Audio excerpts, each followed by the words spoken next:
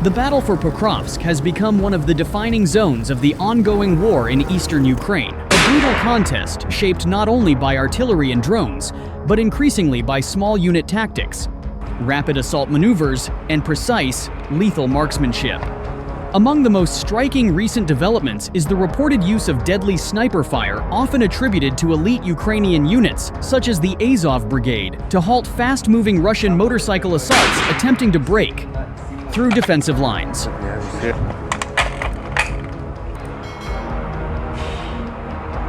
As the conflict in the Pokrovsk sector intensified into 2026, Russian forces began adapting their assault tactics. Instead of relying solely on heavy armor, which has proven vulnerable to drones and anti-tank systems, they increasingly deployed small, highly mobile units using motorcycles, ATVs, and light vehicles. The goal was simple: move quickly through the kill zone, overwhelm Ukrainian positions, and exploit gaps before defenders could react.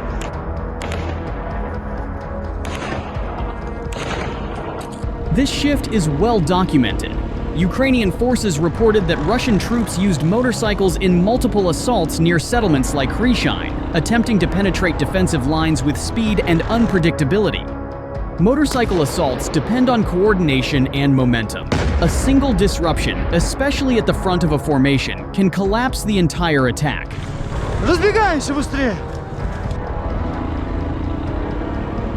This is where sniper teams have proven devastatingly effective.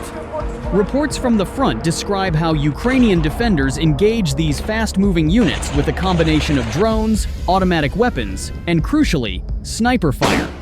In several engagements, motorcycle units were eliminated either before reaching Ukrainian lines or immediately upon contact.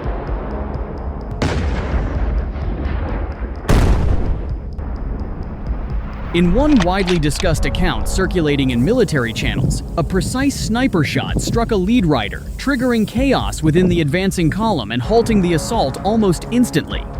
While such individual incidents are difficult to independently verify in detail, they align with broader battlefield reports of disrupted motorcycle offensives.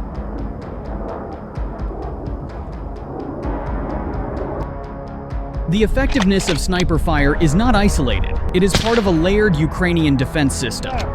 According to Ukrainian military sources, defenders combine FPV and loitering drones to strike advancing units at distance, snipers and infantry fire to engage survivors at closer range. Rapid response tactics emerging from cover as soon as motorcycles are heard.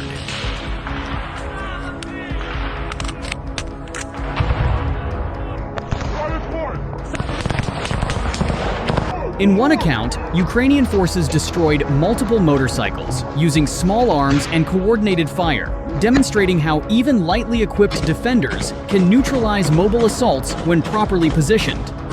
This integration of technologies and tactics has made the battlefield especially lethal for fast-moving but exposed units like motorcycle troops. Да ты выебладишь, что ли, нахуй?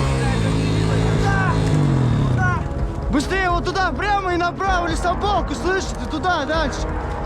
Even when small groups managed to penetrate defensive lines, they were often destroyed at close range, underscoring the difficulty of sustaining momentum once initial surprise was lost. The Azov Brigade has played a notable role in the defense of the Pokrovsk direction. Originally formed as a volunteer unit, it has evolved into a formal brigade within Ukraine's National Guard and is now part of larger operational groupings in the region.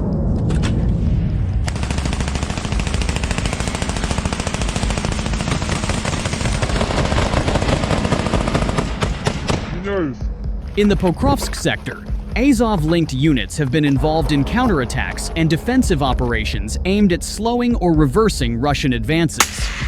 Their experience in urban combat and small unit tactics makes them particularly suited to engagements where precision, such as sniper fire, can decide the outcome. Уничтожил!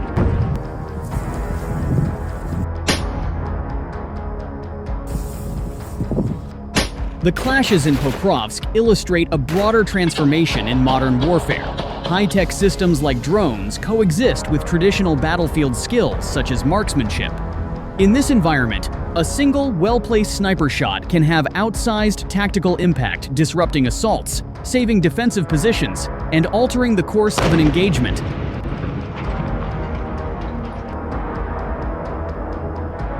As the fighting continues, the interplay between mobility and precision will likely remain a defining feature of the conflict. For now, in the fields and ruined outskirts of Pokrovsk, speed alone is not enough, especially when every movement risks being seen, tracked, and stopped by a patient, unseen marksman.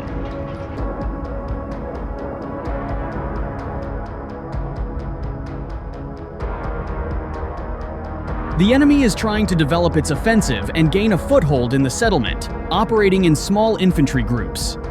Small arms combat is ongoing. The situation along the Pokrovsk axis also remains difficult, the Kortitsia group said. Russian forces are attempting to intensify their offensive in the Pokrovsk urban area by increasing the number of assault groups and more actively deploying long-range artillery and drones.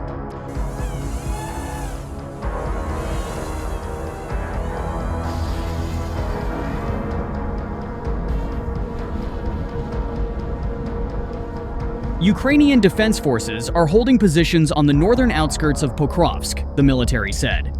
At the same time, Russian troops are concentrating equipment and personnel in the southern part of the city in an effort to create conditions for an advance northward.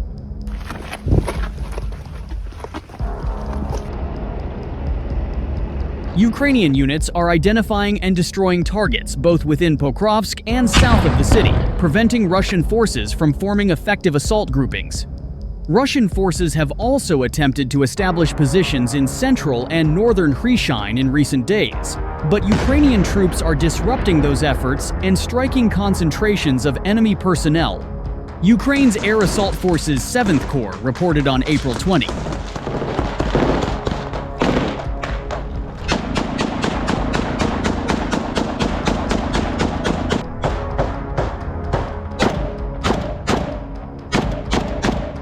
Russian units are also trying to bypass the settlement from the southwest to secure positions on its outskirts. Settlements, including Belitsky, Rodinsky, and Hryshine, have appeared daily in Ukraine's General Staff reports as focal points of fighting, with 42 Russian assault attempts recorded in the area on April 19 alone, yet none succeeded in breaching Ukrainian positions.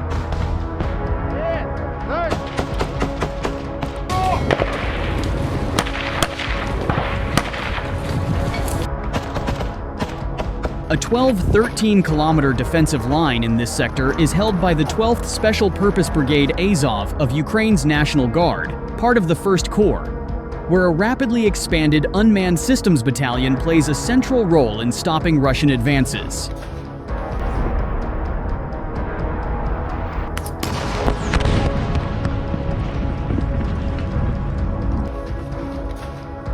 The unit, commanded by an officer known by the call sign Bud, has grown from about 170 personnel a year ago to more than 450 today, operating 6 FPV drone positions and a full spectrum of unmanned systems from reconnaissance drones to loitering munitions, heavy bombers, and ground robotic platforms.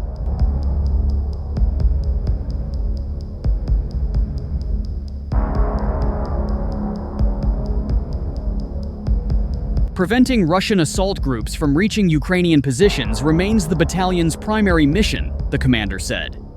Russian forces have shifted toward continuous infantry assaults rather than large mechanized offensives, as widespread drone use makes armored breakthroughs increasingly difficult, the officer said. Drone teams can stop attacks involving 6 to 10 vehicles, especially with support from adjacent units.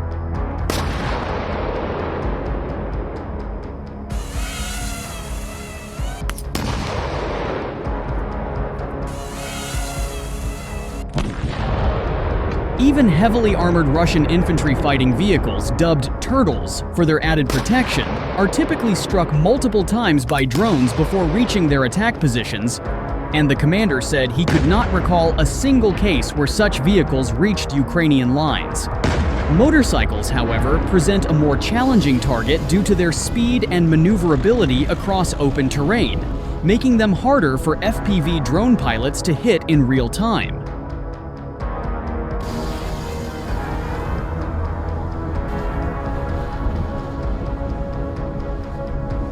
Despite that advantage, Russian troops conducting motorcycle assaults face near certain death within what the commander described as a kill zone, extending up to 20 kilometers from the front line, where both sides maintain a high density of strike capabilities. Ukrainian forces are also deploying longer-range strike systems, including aircraft-type FPV drones capable of hitting targets 30-40 kilometers away and loitering munitions with a range of up to 70 kilometers.